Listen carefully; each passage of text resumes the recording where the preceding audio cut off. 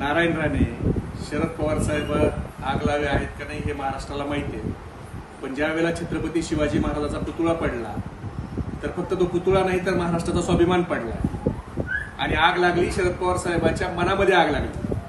म्हणून आज वयाच्या 84व्या वर्षी देखील शरद पवार साहेब निषेध करण्यासाठी त्या ठिकाणी चालत होते आणि तुम्ही मात्र तुमचा स्वाभिमान एवढा गहाण ठेवलाय की तुमच्या तोंडातून भ्रशब्द महाराजांचा पुतळा पडला त्याच्याबद्दल निघत नाही.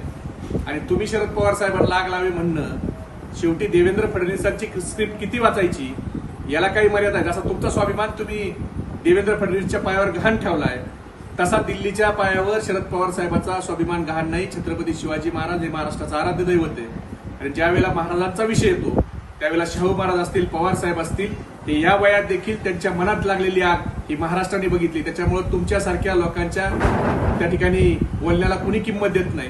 त्या दिवशी राजकोटवर देखील किल्ल्यावर आम्ही बघितलं, ज्यावेळेला निषेध करायला विरोधी पक्षाची लोक आली त्यावेळेला तुमचा सत्तेचा माज, मस्ती आणि मगरुरी ही महाराष्ट्राने बघितली. ती महाराष्ट्रातली जनता उतरल्याशिवाय राहणार नाही. प्रकाश आंबेडकर साहेब पवार साहेब तत्वनिष्ठ होते म्हणूनच मराठवाडा विद्यापीठाला महामानव डॉक्टर बाबासाहेब आंबेडकरांचं नाव देण्यासाठी सत्ता गेली तरी चालेल, पण ज्या महामानवानं या देशाचं संविधान लिहिलं त्या महामानवाचं नाव मी मराठवाडा विद्यापीठाला देणार.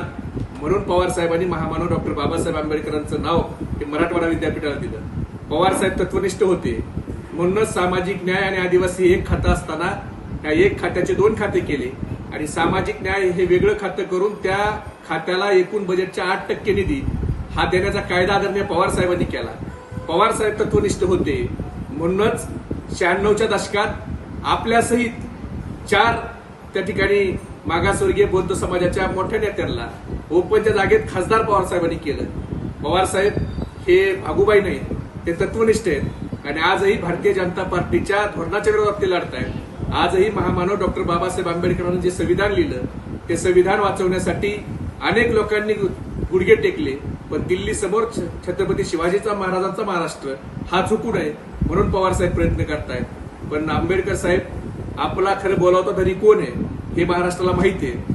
भारतीय जनता पार्टीला मदत व्हावी म्हणून निवडणुकीत वेळोवेळी भूमिका कोण बदलतं हे महाराष्ट्राने पाहिलंय. बुलढाण्याची जागा, अकोल्याची जागा, इचलकरंजीची जागा, ह्या जागा कुणामुळे भारतीय जनता पार्टीने माहितीच्या आल्या हे महाराष्ट्राला माहिती आहे. आणि भाजपाच्या सोयीची भूमिका जे घेतात त्यांनी तत्वनिष्ठपणा सांगणं हे मला वाटतं हास्यास्पद आहे.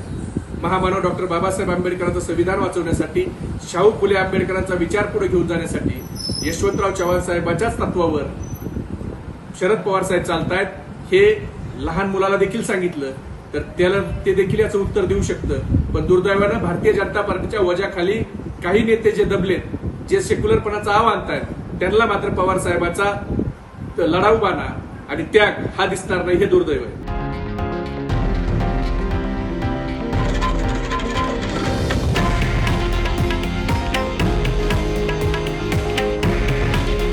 हे आहे देशातील नंबर 1 न्यूज नेटवर्क आणि आपण पाहत आहात TV9 मराठी.